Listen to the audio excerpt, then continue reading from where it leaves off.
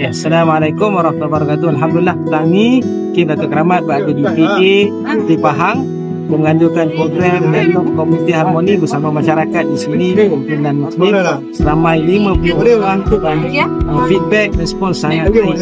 Hanya soalan dialog antara dua hala dan topik tahun kita tampilkan dalam brosur kita sendiri yang berjaya menarik minat perhatian kita perspektif mengenai Islam. Mudah-mudahan kita dapat merapatkan mencipta harmoni dan dakwah kita sampai kepada mereka. Saya ucap terima kasih kepada pengimbang-pengimbang yang berikan sumbangan, mereka pun terima sumbangan program ini. Terima kasih sekali lagi. Alhamdulillah.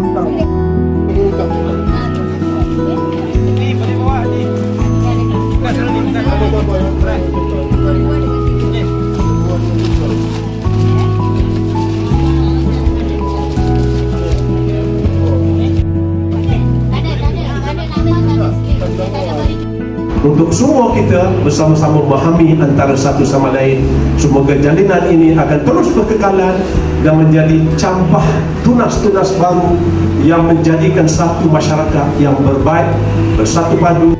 Tujuan program kita hari ini adalah kita buat harmoni komuniti. Kita nak wujudkan masyarakat yang sangat harmoni.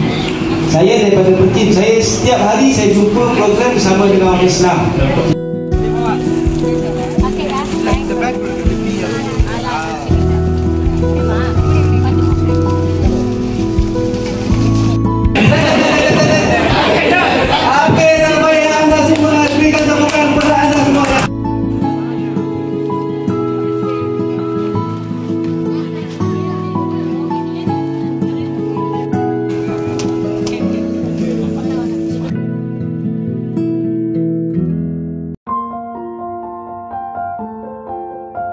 Baik, kita dapat banyak pengalaman daripada MPK ini.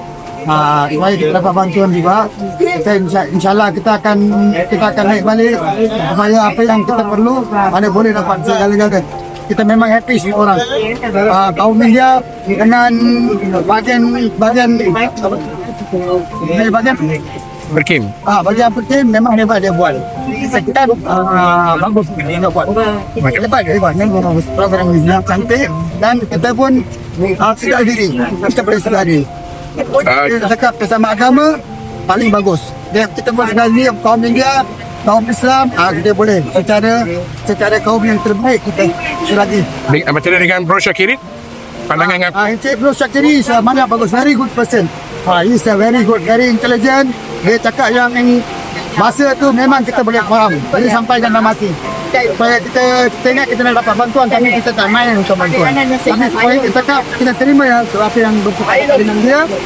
Yang bagus juga. Dia bagi kita keterangan paling bagus sekarang. Kita biar very clear. Terima kasih. Apa-apa pun Tuhan nombor satu. Tuhan paling penting. Setuju kah? Setuju semua? Lepas tu bila kita keadaan arwah kakak saya tadi di hospital dan akhirnya beliau telah diambil kembali ke tempat asal kita, tempat rohnya pada jam 10.27 pagi tadi. Dan sekarang jenazah sedang diuruskan untuk dimandikan di Masjid Saidina Abu Bakar Siddiq Bangsa, dan kami akan solatkan jenazah tersebut selepas solat asar nanti lebih kurang 4:40 solat asar, dan selepas itu akan dihantar terus ke kubur Bukit Kiara.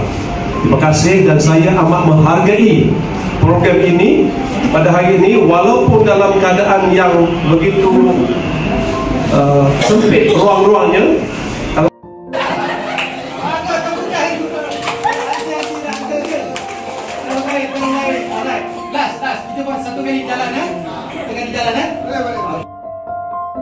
harmoni.